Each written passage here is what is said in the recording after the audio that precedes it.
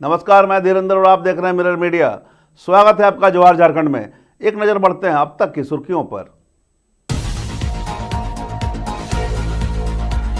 बाबूलाल मरांडी का कांग्रेस पर हमला, मनरेगा और राम नाम पर घेरा।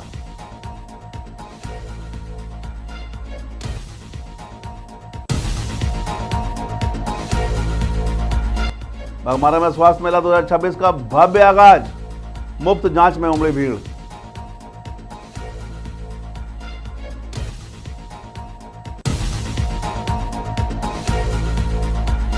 बोकारो पुलिस के हथेछड़ा को क्या चोर बबलू भाटिया, कई चोरी का खुलासा।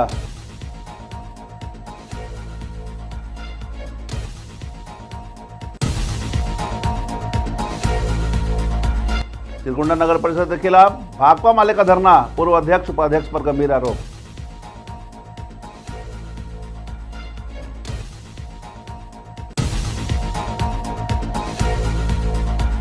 और नए साल के जश्न में छलके जाम, रामगढ़ में 3.5 करोड़ की शराब बिक्री।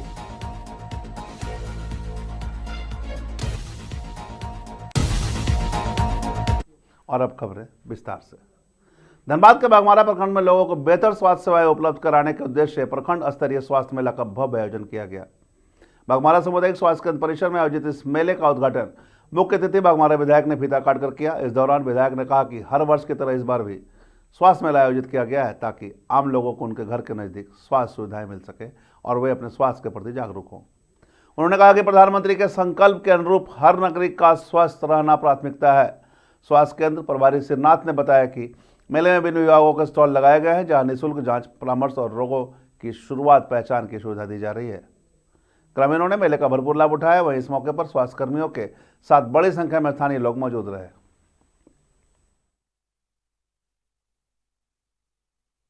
मेला के आयोजन में विभिन्न प्रकार की यहाँ पर कैंप लगाई गई है। विभिन्न प्रकार के इलाजों की यहाँ पर जांच हो रही है, इलाज हो रही है।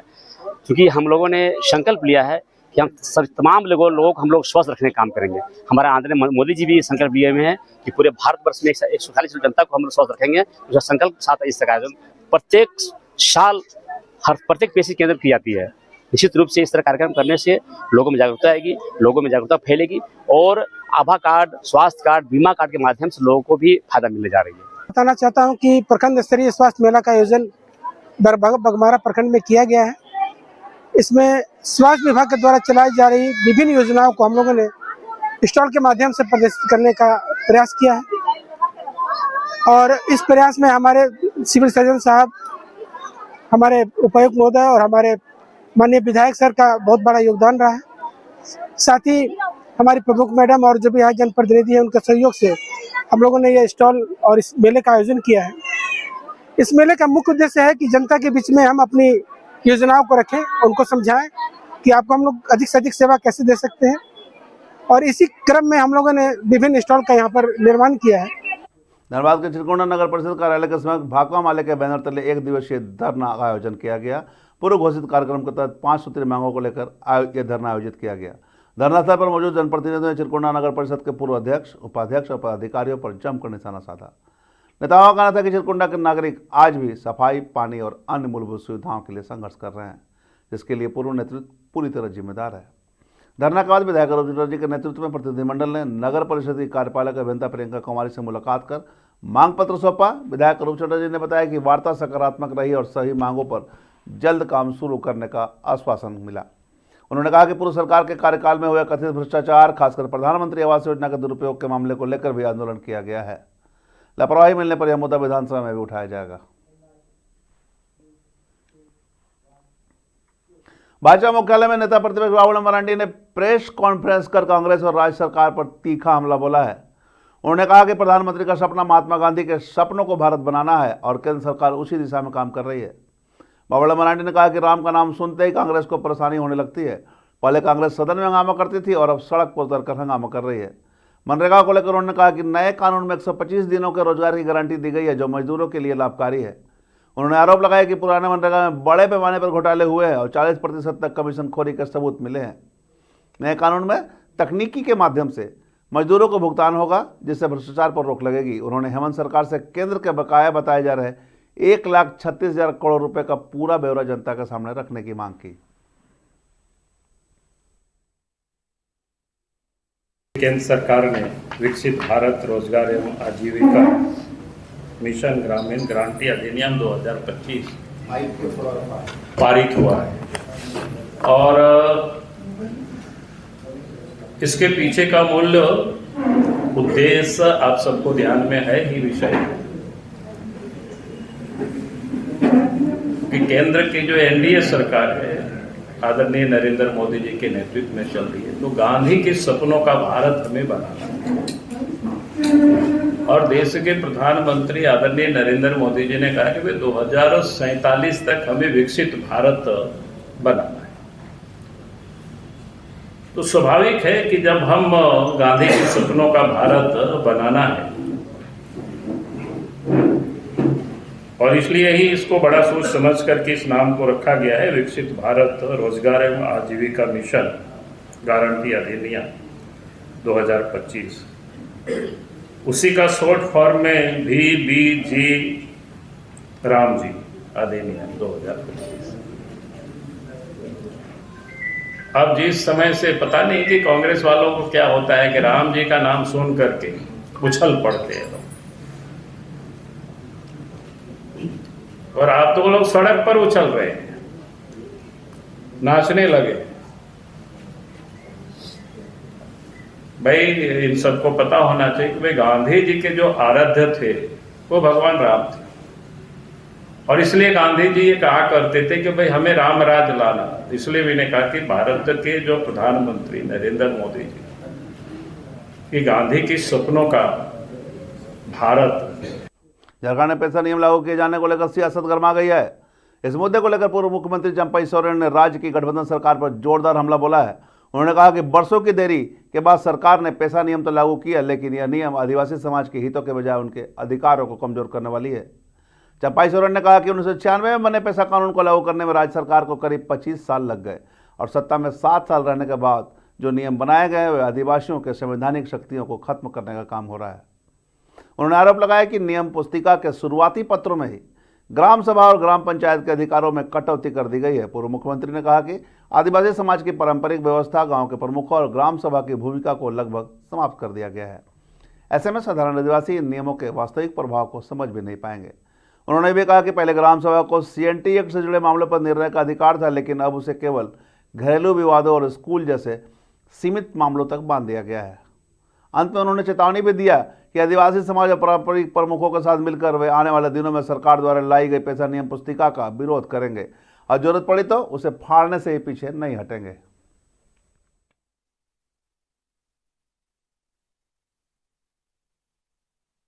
पहला पेज में ही आदिवासी को परंपरा पर कुठारा आघात दे दिया। जिस सोच से 96 भूरिया कमेटी, समता जजमेंट सारा चीज मिला के आदिवासी रूढ़ी जन प्रथा, विधि,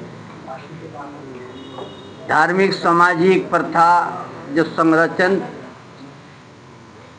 आर्टिकल 13(3) को में जो पहचान दिया है, संरक्षण दिया है, ये यहाँ पर लुप्त कर दिया।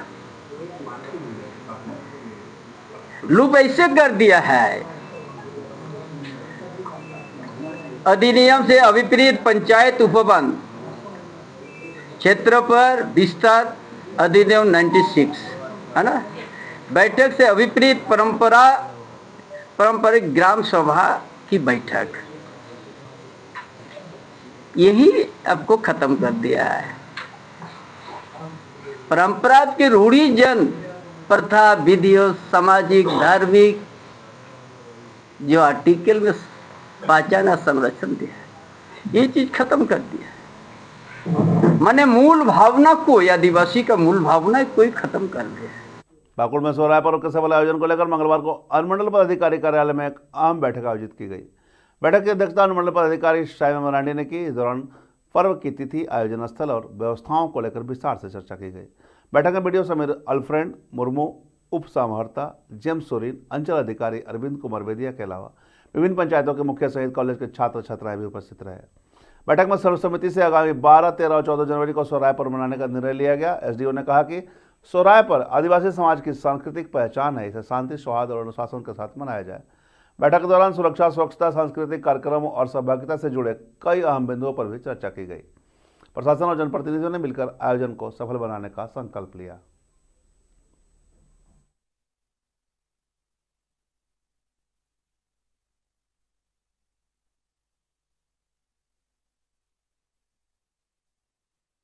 तारीख जो रखा गया है 12, 13, 14 उसी तारीख में ही हम लोग रखेंगे जो है, क्योंकि सोहराय जो है एक प्रकार का हम ये कह सकते हैं जो है आदिवासियों का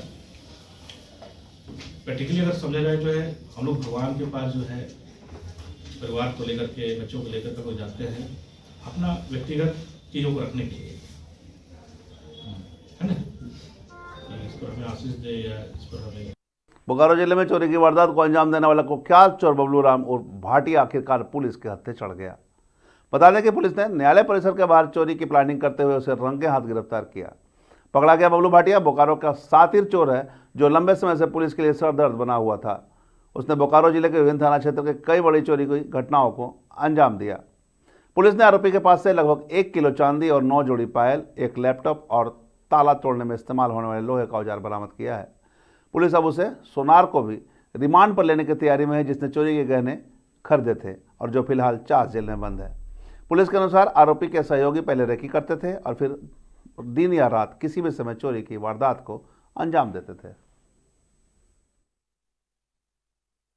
को एक गुप्त सूचना प्राप्त हुई थी कि बोकारो जिला का एक कुख्यात चोर बबलू राम उर्फ भाटिया यही सिटी एरिया में घूम रहा है और वो किसी चोरी के मतलब चोरी करने की नियत से ही ऐसा घूम रहा है।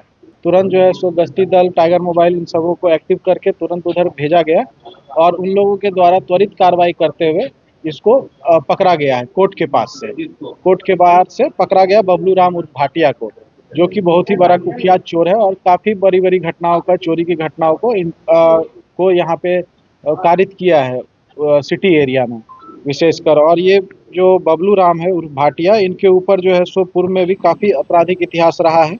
टोटल जैसे 8 आपराधिक इतिहास इसमें है, जिसमें नया साल 2026 के जश्न में रामगढ़ जिले में जाम खूब छलके।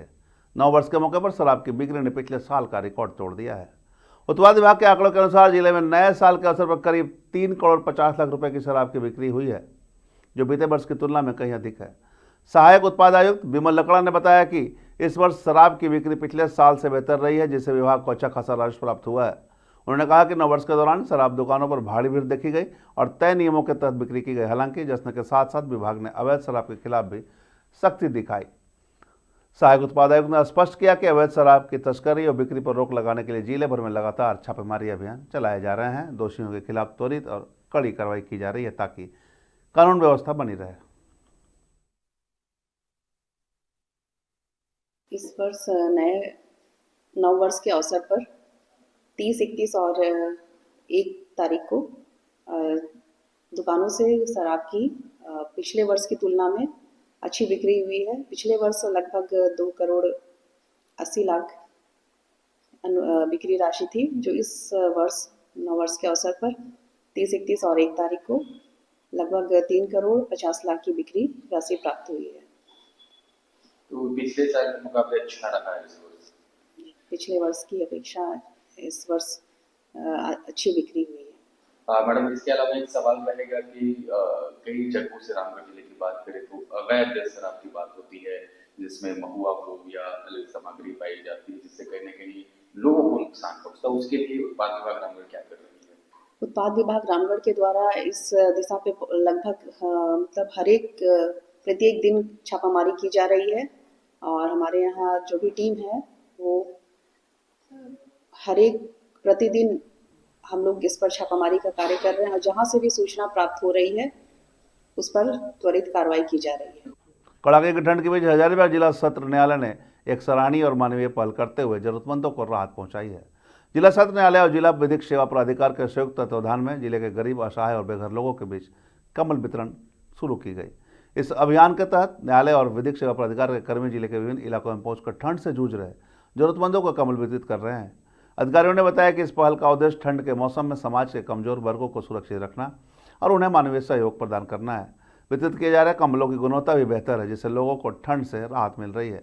कंबल पाकर जरूरतमंदों के चेहरे पर मुस्कान देखने को मिली है। लाभार्थियों ने जिला सत्र न्यायालय और जिला विधिक सेवा प्राधिकार का आभार जताते हुए इस पहल की जमकर सराहना की। का कार्यक्रम होता है और माननीय झारखंड राज्य विधिक सेवा प्राधिकार रांची के निर्देश पर और माननीय प्रधान जिला एवं सत्र न्यायाधीश के निर्देश पर हम लोग जिला प्रशासन के सहयोग से हमारी कोशिश रहती है कि मतलब इस जो ठंड अभी पड़ रही है इसमें हम किस तरह से लोगों की मदद कर पाएँ। तो उसी मदद की मतलब कड़ी के रूप में हम आज मतलब दोबारा से निकले हैं ब्लैंकेट्स का डिस्ट्रीब्यूशन करने। और वैसे तो हर संस्था, बहुत सी संस्थाएं ब्लैंकेट डिस्ट्रीब्यूट कर रही हैं, बस हमारा थोड़ा सा ये फोकस ज़्यादा रहता है कि जो सच में ज़रूरतमंद है और जो इस ठंड में बेचारा परेशान है ठंड से, उसको हम दे सकें। देवघर के जसीडीह और सारवा थाना क्षेत्र में हुई लूट की घटनाओं को पुलिस ने बड़ा खुलासा किया है। बीते दिन आम लोगों द्वारा दर्ज कराई गई लूट की शिकायतें और त्वरित कार्रवाई करते हुए पुलिस ने 4 आरोपियों को गिरफ्तार किया है। यह कार्रवाई पुलिस अधीक्षक सौरभ कुमार के नेतृत्व पर चलाए गए विशेष छापामारी अभियान के तहत की गई। मामले को लेकर देवघर एसडीपीओ अशोक कुमार सिंह और जसीडीह थाना प्रभारी दीपक सिंह ने संयुक्त रूप से प्रेस वार्ता कर इसकी जानकारी दी। उन्होंने बताया कि लूट की बढ़ती घटनाओं को गंभीरता से लेते हुए एक विशेष जांच टीम का गठन किया गया था, जिसने लगातार छापामारी कर इस गिरोह को धर दबोचा। गिरफ्तार आरोपियों में शिवम राय, सौरभ श्रृंगार, साहिल चौधरी और नीरव दास शामिल है। आरोपियों की निशानदेही पर पुलिस ने LED TV, drone, camera, mobile phone, car और बाइक समेत कई कीमती सामान बरामद किए हैं। पुलिस आगे और खुलासों की बात कर रही है और मामलों की जांच पड़ताल में जुट गई है। गत कुछ दिनों से जसीडीह थाना और सारवा थाना अंतर्गत अपराधकर्मियों द्वारा आमजनों से लूट की शिकायतें दर्ज हुई थी, जिसमें पुलिस अधीक्षक महोदय द्वारा जो है विशेष ध्यान देते हुए तकनीकी शाखा की मदद और लोकल इंट के आधार पर 4 व्यक्तियों को गिरफ्तार किया गया है। जो 4 व्यक्ति गिरफ्तार किए गए हैं, इसमें हैं शिवम कुमार राय, सौरभ श्रृंगारी, साहिल चौधरी और नीरव दास। इनके पकड़ाए जाने पर इनके पास से और इनकी निशानदेही पर लूट में जो विभिन्न थाना क्षेत्र में लूट किए गए थे उसमें से सामान बरामद किए गए हैं, जिसमें 55 इंच के 2 एलईडी टीवी, एक जो घटना में प्रयुक्त किया हुआ ग्लैमर मोटरसाइकिल है वो मिला है, 11 मोबाइल मिले हैं, 1 लैपटॉप मिला है, 3 कैमरा मिला है और 1 ड्रोन और 1 फ्रांस कार है जो घटना में इस्तेमाल किया गया है। साहेबगंज के राजमहल नगर पंचायत गांधी चौक पर नगर निकाय चुनाव में हो रही देरी के विरोध में भाजपा की ओर से 1 दिवसीय महाधरना दिया गया। कार्यक्रम की अध्यक्षता नगर अध्यक्ष दीपक चंद्रवंशी ने की। धरने को संबोधित करते हुए दुमका के पूर्व सांसद सुनील सोरेन ने राज्य सरकार पर लोकतंत्र को कमजोर करने का आरोप लगाया। उन्होंने कहा कि लंबे समय से नगर निकाय चुनाव नहीं होने के कारण शहरी विकास पूरी तरह ठप पड़ा है और जनता बुनियादी सुविधाओं से वंचित है। वहीं राजमहल के पूर्व विधायक अनंत कुमार ओझा ने राज्य सरकार से अविलंब नगर निकाय चुनाव की तिथि घोषणा करने की मांग की। उन्होंने दलीय आधार पर चुनाव कराने और ईवीएम से मतदान सुनिश्चित करने की भी मांग रखी। धरने के दौरान भाजपा कार्यकर्ताओं ने सरकार के खिलाफ जमकर नारेबाजी की और चेतावनी दी कि जब तक उनकी मांग पूरी नहीं होती आंदोलन जारी रहेगा। राजमहल नगर पंचायत के 1 दिवसीय धरना यहाँ पर संपन्न हुआ और ये जो चुनाव सरकार जो है करानी जा रही है, भारतीय जनता पार्टी का मांग है कि ये जल्दी तिथि का घोषित करें और दलीय आधार से हो और ईवीएम के माध्यम से हो, लेकिन सरकार की मंशा ठीक नहीं है। वो जो है 2 साल तक यहाँ पर नगर निकाय चुनाव को बाधित रखा। जब हाईकोर्ट का डंडा लगा तब वो जो है उसकी मंशा जो है चुनाव कराने की ओर है। तो हम यही कहेंगे कि बैलेट पेपर के माध्यम से अगर चुनाव कराता है तो वो बहुत गड़बड़ी हो सकती है। इसलिए हम सबों का मांग है कि जो है ईवीएम मशीन के द्वारा हो। भारतीय जनता पार्टी लगातार 5, 6 और 7 तारीख तक राज्य के सभी नगर निकायों में हम धरना के माध्यम से इस बात को सरकार तक पहुंचाने का काम कर रहे हैं कि एक तो नगर निकाय में जिस प्रकार से लगातार जो जनता का अधिकार है, जनता के जो चुने हुए प्रतिनिधि है, शहरी क्षेत्र की जनता अपना भाग्य खुद लिखने का काम करे, इसको लेकर के हम लोगों ने विधानसभा से लेकर के सड़क तक लगातार मांग किया।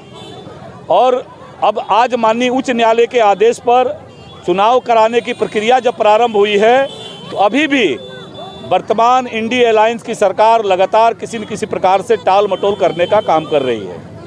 इसलिए एक तो पार्टी का सीधा मानना है कि नगर निकाय चुनाव आप शीघ्र कर। बीसीसीएल के मधुबन कोलवासरी में स्थानीय नियोजन और प्रदूषण के मुद्दे पर जेल कैम्प और प्रबंधन के बीच हुई वार्ता विफल रही। मधुबन कोलवासरी के आसपास प्रत्यक्ष रूप से प्रभावित ग्रामीण युवाओं को नौकरी देने की मांग को लेकर जेल कैम्प के बैनर तले पिछले 3 दिनों से पूर्ण चक्का जाम रहा। इस क्रम में ब्लॉक 2 के महाप्रबंधक ने अपने कार्यालय में वार्ता के लिए जेल कैम्प के प्रतिनिधियों को बुलाया। प्रबंधन की ओर से 10 दिनों के आश्वासन पर आंदोलन समाप्त करने की बात कही गई, लेकिन जेल कैम्प केंद्रीय उपाध्यक्ष दीपक रवानी और प्रभावित ग्रामीण स्थानीय युवाओं को तत्काल नियोजन देने की मांग पर अड़े रहे। दीपक रवानी ने आरोप लगाया कि आउटसोर्सिंग कंपनी में काम कर रहे लोगों की सूची से बाहर राज्यों चेन्नई और उड़ीसा के कई नॉन टेक्निकल कर्मी शामिल हैं, जबकि धूल और गंदगी झेल रहे स्थानीय प्रभावित युवाओं को रोजगार नहीं दिया जा रहा। वार्ता विफल होने के बाद जेल कैम्प ने साफ कहा कि दबाव या धमकी से आंदोलन खत्म नहीं होगा। देखिए, बहुत ही दुर्भाग्य की बात है कि हम लोग आज धरना का लगभग आज तीसरा चौथा दिन होने को आया और हम लोग प्रयास में है कि वहाँ के जो स्थानीय लोग हैं, जिनका बाप दादाओं ने जमीन दिया है और खास करके जो धूल धक्कड़ जिनके घर में जा रहा है, बीमारी से ग्रसित है और बहुत ही दुर्भाग्य कि उनका घर का बेटा गुजरात महाराष्ट्र काम करने पे मजबूर है, क्योंकि यहाँ का जो प्रबंधन है और बीसीसीएल मैनेजमेंट सारा मिल के बाहरी लोगों को यहाँ नौकरी दे रहा है और यहाँ के जो स्थानीय को उनको नौकरी नहीं दिया रहा है और एनआईटी के आधार पे वो पूरे धनबाद जिला छोड़ दिए, पूरे झारखंड से कहाँ इन लोगों को दे रहे हैं। मगर हम लोग ने उनको एक ही मांग कहा कि आप झारखंडियों को दीजिए नौकरी, 75% दीजिए, मगर सर्वप्रथम अगर 75 लोगों का नाम शुरू होता है तो नंबर 1 से होसोडी का नाम का शुरू होना चाहिए। और जो आज झारखंड में अब तक बस इतना ही। देश और दुनिया के तमाम खबरों के लिए बने रहे मिरर मीडिया के साथ।